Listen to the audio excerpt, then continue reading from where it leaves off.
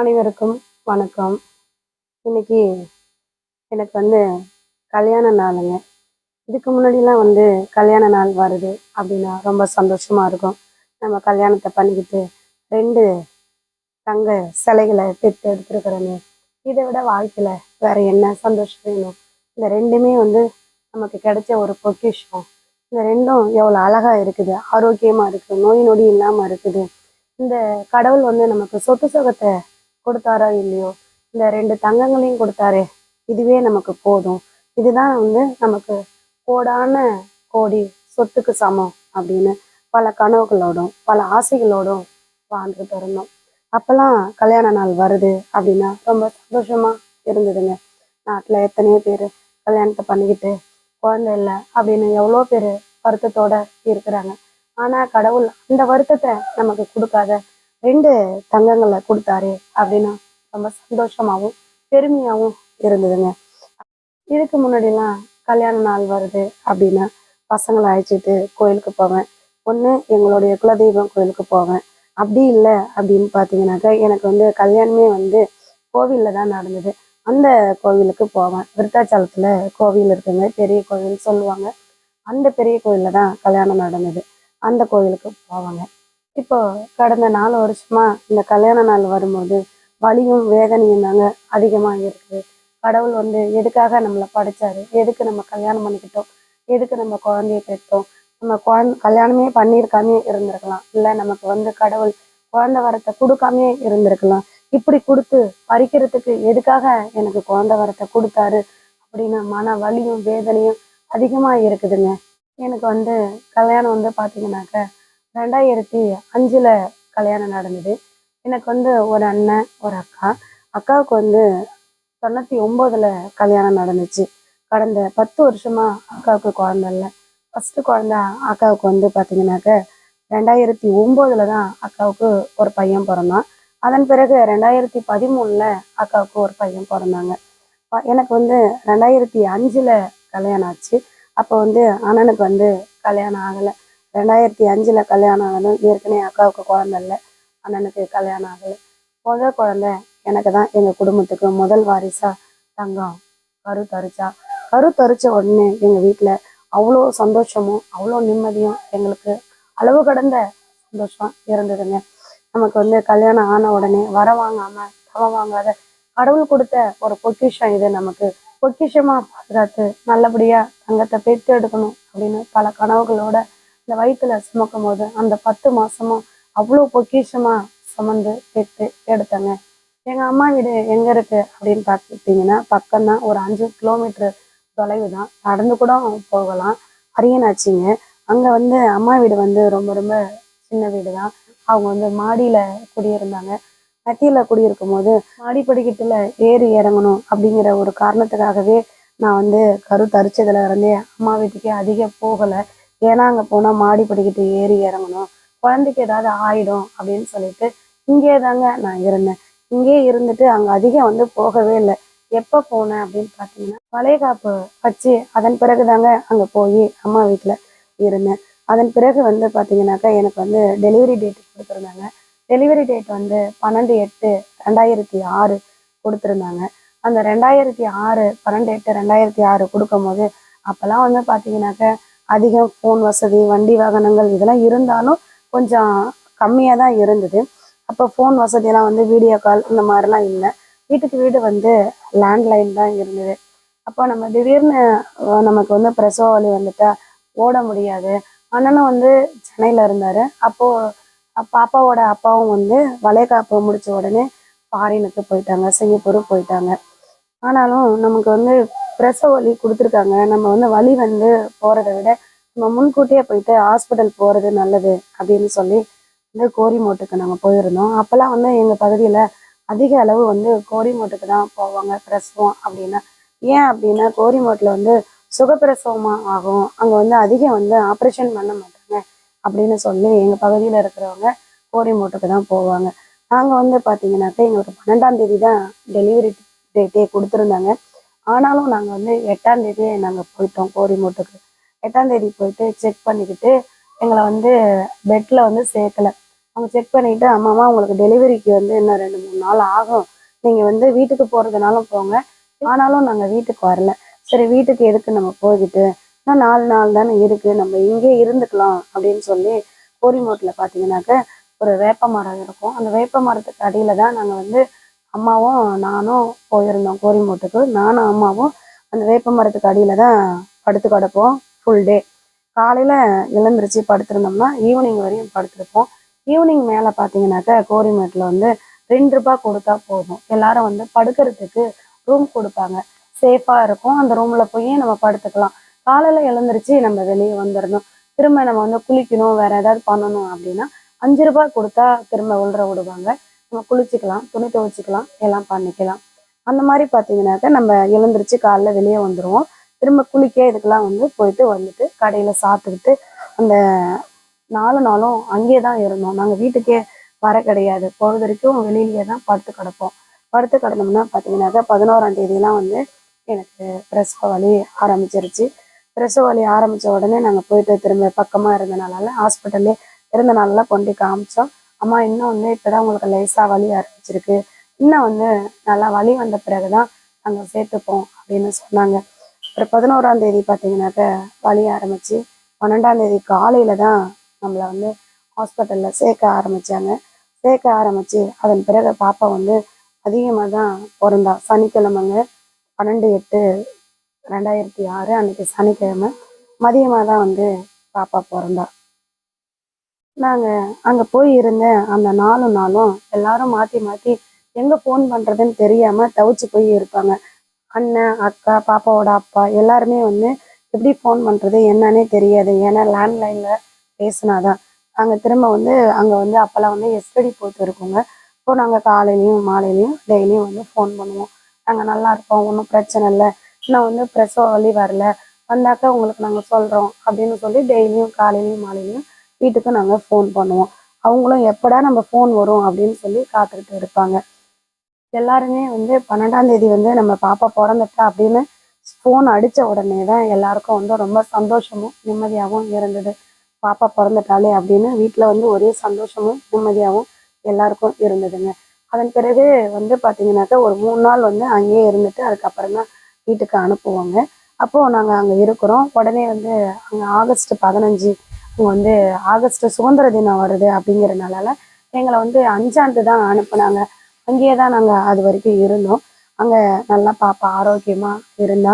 எடையும் வந்து பாப்பா 3 கிலோவுக்கு மேலே தான் எடை இருந்தா. அங்கே வந்து பிரசவம் ஆனவங்கள ஒவ்வொருத்தவங்களும் தனித்தனி வார்டில் வைக்க மாட்டாங்க. ஏன்னா அங்கே ஏகப்பட்ட பேர் நிறைய பேர் அங்கே வருவாங்க. அதனால பார்த்தீங்கன்னா ஒரு ரூமில் ஒரு 7-8 பேர் இந்த மாதிரி தான் இருக்க வைப்பாங்க.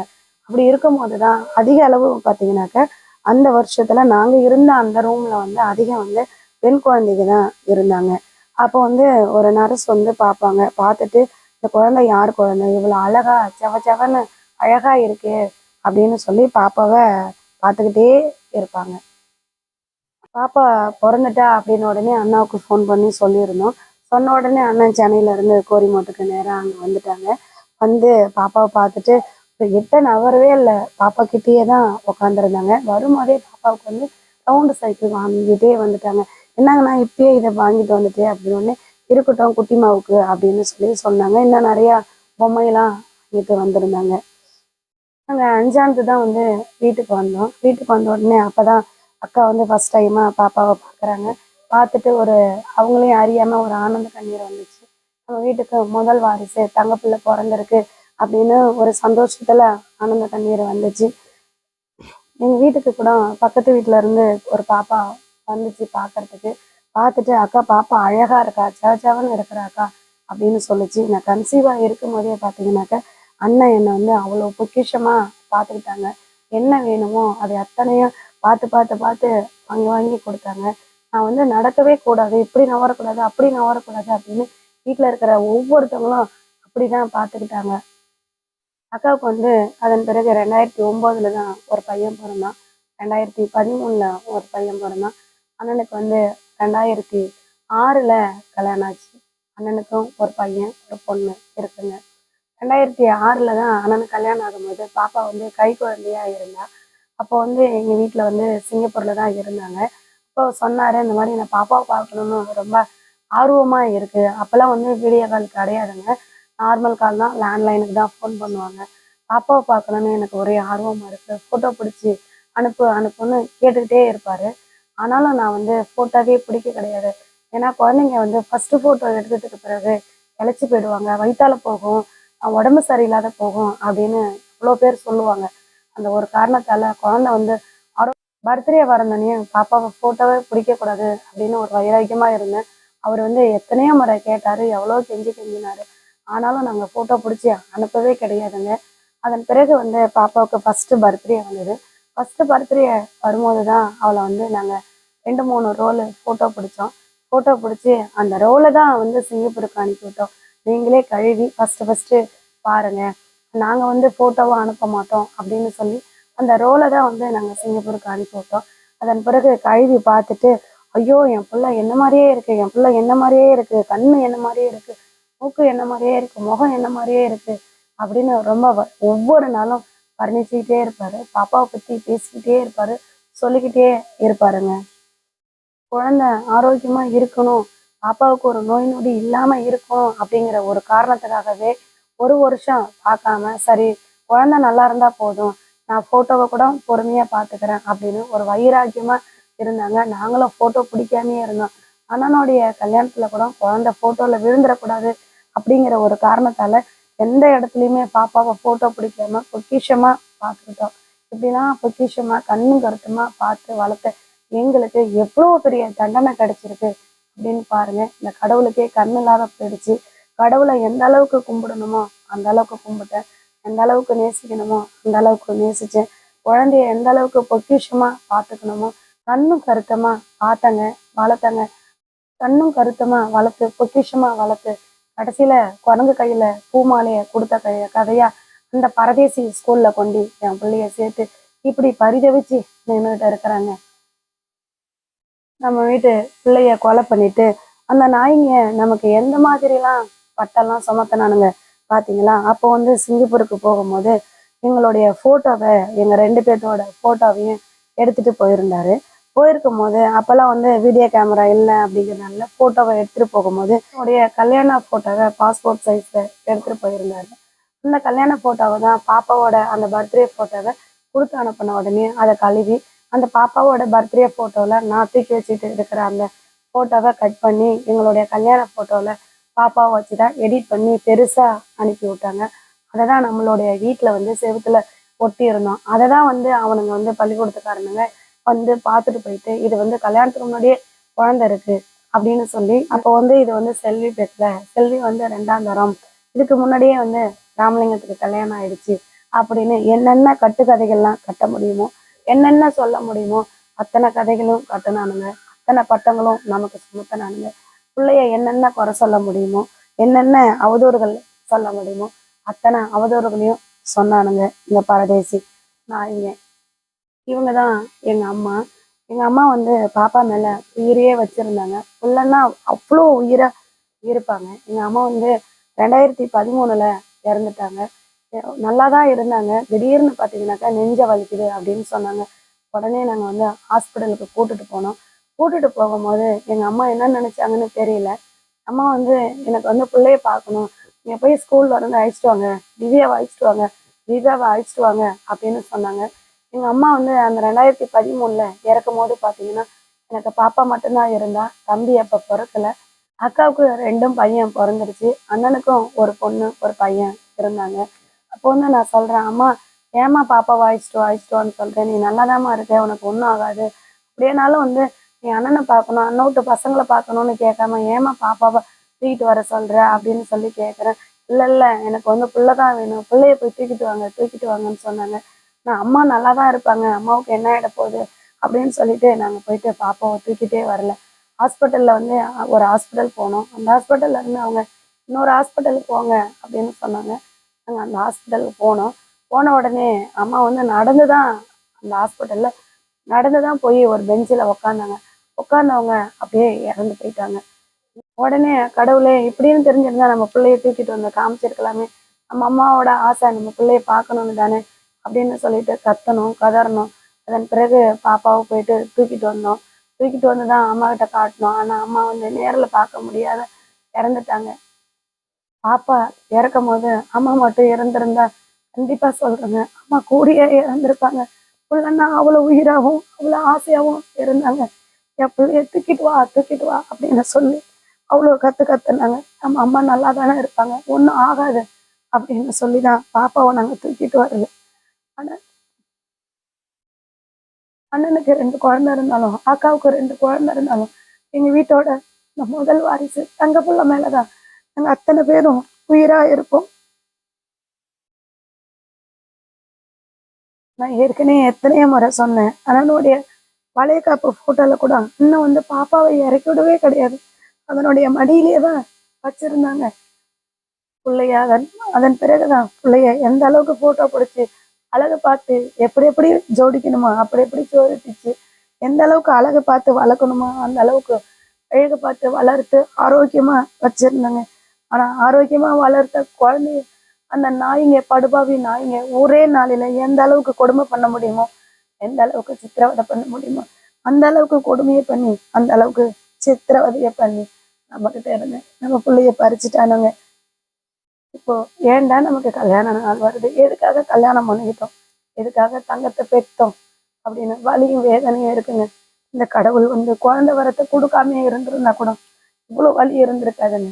என் பிள்ளைய எனக்கு கொடுத்து இந்த மாதிரி இப்படி படிப்பான்னு கனவுல கூட நினைச்சு பார்க்கலங்க. என் புள்ள இருந்திருந்தா என்னுடைய பிறந்த நாள், என்னுடைய வெட்டிங்கு ஒவ்வொன்றுக்கும் எவ்வளவு வாழ்த்து சொல்லுங்க. எங்கேயாவது பசங்களோட போகும்போது இது என் பொண்ணு, இது என் பொண்ணு, என் பொண்ணு அப்படின்னு எனக்கு தெரிஞ்சவங்க அத்தனை பேர்த்துக்கிட்டே அறிமுகம் படுத்துவேன். இப்போ சொல்லுவா, அம்மா உனக்கு மட்டும்தான் பொண்ணு பிறந்திருக்கா, உனக்கு மட்டும்தான் குழந்தை பிறந்திருக்கா அந்த உலகத்திலே, எல்லாருக்கிட்டையும் வழினா போய் என் பொண்ணு என் பொண்ணுங்கிறியே, உனக்கு வேற வேலையே இல்லையாம்மா அப்படின்னு சொல்லுவாங்க. ஒரு பாவம் மாறி அதை எனக்கு இந்த கடவுள் எதுக்காக இப்படி ஒரு தண்டனையை கொடுத்தாருன்னு தெரியலங்க. 6வதுல உள்ள ஏஜ் அட்டன் பண்ணணும். ஆனா 6வது படிக்கிற பொண்ணு மாதிரியா இருக்கிறா பாருங்க. எவ்வளவு அழகா, எவ்வளவு ஹைட்டா, எப்படி இருக்கிறா பாருங்க. இன்னும் இந்த 3 வருஷம் காலேஜ் படிக்கும் போது இன்னும் அவளுடைய அழகும் அவளுடைய ஹைட்டும் அவளோட முடியும் எப்படி இருக்கும் நினைச்சு பாருங்க. இல்ல வந்து எதுவுமே போடாது, சிம்பிளா தான் இருப்பா எப்ப பார்த்தாலும்.